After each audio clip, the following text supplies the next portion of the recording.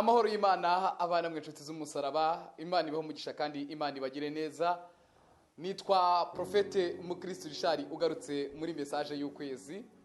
Ndizera ko mu miliyoni y'abantu iyi message nasenze ngo ize kuza kugirira umumaro nawe urimo.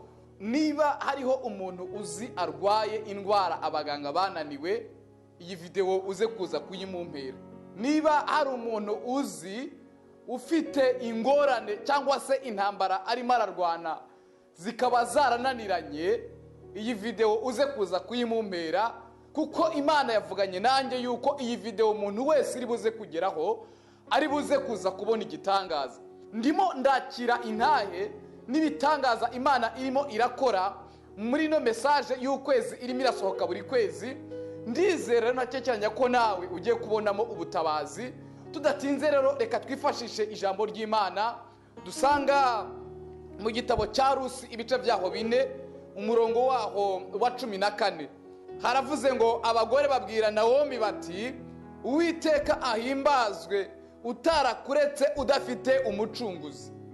Message Imana yampaye yambwiye ngo uku kwezi kwa gatandatu Imana yiteguye guhagarana nawe, nubwo wabonaga abantu bakuvuyeho, nubwo wabonaga ibintu byagushizeho, nubwo wabonaga nta muntu ukwitayeho.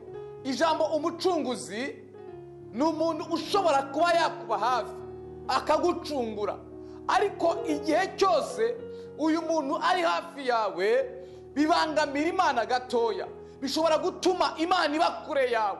Ariko igihe kigeze uyu muntu agasa nk'agutaye, nicyo gihe Imana ikwegera. Muri aya mezi atangura umwaka hari abantu bakuvuyeho, hari abantu bakuretse. Imana yari kurindije uku kwezi kwa gatandatu kugira ngo ize kuza guhagarana nawe.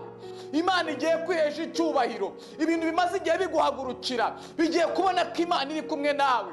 Abamaze